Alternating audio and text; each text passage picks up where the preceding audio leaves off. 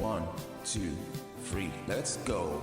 Wednesday afternoon, hoping you will tune into our show. It's hosted by Cuz. Welcome back to the Football Referee with Emmy Hikins, Trevor and Femi Madariola. That wasn't John. Oh no, it was Rob Jones, I think, on Saturday. That's right.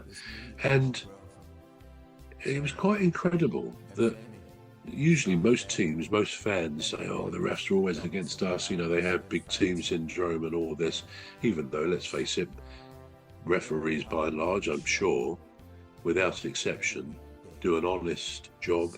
They do it as they see it. I mean, that's all you can do. And probably referees and assistant referees, linesmen to some degree, but refs have the toughest of jobs. I mean, how many people really would want to do that when if a crowd turns on them and starts on these things they say to the refs, it's very unpleasant. So you've got to be a pretty tough cookie to become a referee. But on Saturday at Fulham, it's not something I think I've experienced, certainly not very often, having watched Palace for quite a long time, where the ref seemed to be Palace's 12th man. They really did. You know, the Fulham fans eventually were sort of going mad and calling the ref all sorts of abusive names, because it seems even to us Palace fans, it honestly seemed like, whether it was Will Hughes, as I already said about Will, steaming in sometimes or whatever, giving what should have been fouls at the very least, a couple of times should have been yellow cards. Yeah. He just was waving play on, and yet it seemed the slightest misdemeanour of the Fulham player, he blew up for a Palace free kick. And of course, how many fans will ever see that where you say, "God, he was really on our side"?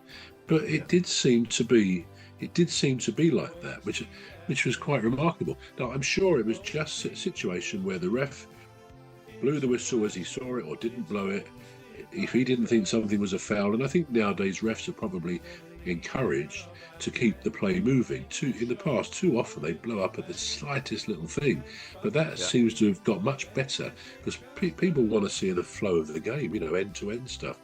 But I'm not suggesting anything other on Saturday except that he was doing it as he saw it, and it was one of those days where he probably had some marginal decisions and he didn't want to sort of just do something he didn't really believe was the case. I mean, interestingly, last night at Palace, it was sometimes as if the ref last night was making up for what the ref did on Saturday, if you see what I mean. But no, I genuinely think they do an honest job, and I include Michael Oliver in that, of course. I think he is a very good ref. I do. I think he tends to get the big games, which might make life a bit more difficult because he's dealing with perhaps better players. Players, almost by definition of being in the top teams, will perhaps feel they've got the right to question. We're going to take a short break now. The Football Ref will be back shortly. You're listening to the Football Referee with Emmy Hikins, Trevor and Femi Madariola. The Football Referee will be back shortly. Please stay tuned. The Football Referee is looking for sponsors. If you're a business out there looking to spread the word about the products and services you offer, please get in touch on our website, deepstuffrecords.com. And also, if you're looking to get involved on this show, please reach out via our Facebook page, Deep Stuff Radio or Deep Stuff Records. Thank you. Say hello to old Mimi, Dr. Gladys and Rose, three beautiful ladies who join us on our shows. There's one other bro, sometimes joins us on the show. His contribution's thoughtful and smart. Femi is his name. He likes to play our game, and his smart solutions come right from the heart.